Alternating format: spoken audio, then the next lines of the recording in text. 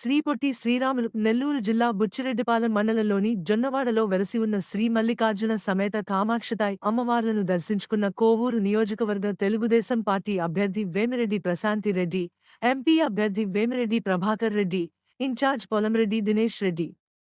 వీరికి మండలంలోని తెలుగుదేశం పార్టీ నాయకులు, కార్యకర్తలు ఘన స్వాగతం ఈరోజు మా కార్యకర్తలు కోవూరు కాన్స్టిట్యున్సీ టీడీపీ లీడర్స్, మిగతా లీడర్స్ అందరూ కలిసి దైవ దర్శనం చేసుకుని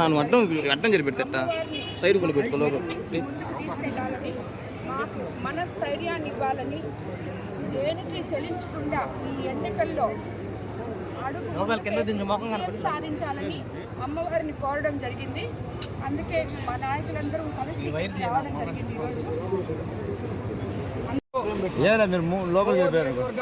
తెలుగుదేశం పార్టీ అభ్యర్థి గౌరవనీయులు శ్రీమతి వేమిరెడ్డి ప్రశాంత్ రెడ్డి గారు మేడం, అలాగే నెల్లూరు పార్లమెంట్ అభ్యర్థి శ్రీ వేమిరెడ్డి ప్రభాకర్ రెడ్డి గారు ఈరోజు ఎన్నికల శంఖారావం మన కామాక్షి అమ్మవారు దర్శించుకొని ఈరోజు ప్రారంభించడం జరిగింది. నిన్న వైఎస్ఆర్సీపీ ఎమ్మెల్యే గారు పంచేడు గ్రామంలో మాట్లాడుతూ ఏదేదో మాట్లాడారు. ఈ కోవూరు నియోజకవర్గంలో 83 గ్రామ పంచాయతీలు ఉన్నాయి. ఏ ఒక్క గ్రామ పంచాయతీకైనా మీ ట్రస్ట్ ద్వారా కానీ, ఇప్పుడు ఉన్నటువంటి ఎంపీ అభ్యర్థి కానీ, మీరు ఎమ్మెల్యేలు కానీ ఏ గ్రామంలో ఒక చిన్న పని చేయగలిగారా అని అడుగుతాను సూటిగా.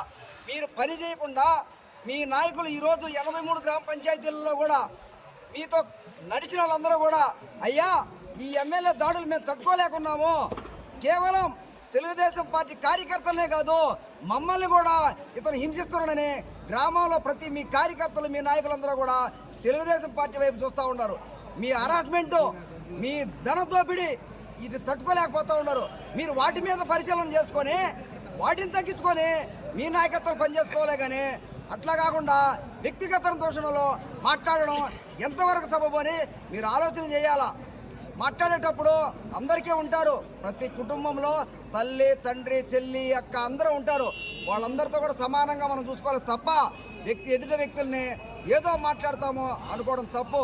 ఈ తడవగాని మళ్ళీ మీరు మాట్లాడితే అంతకీ 2 వింతలుగా మేము కూడా ప్రతిఘటించి ప్రతి సమాధానం చేస్తామే తప్ప మీరు చేసే భాషకి, మీరు చేసే అవినీతికి, మీరు చేసే ప్రతి దొంగతనానికి కూడా వాటిని వ్యతిరేకించి రేపు ఈ కోవూరు నియోజకవర్గంలో తెలుగుదేశం జెండా ఎగరేస్తాం.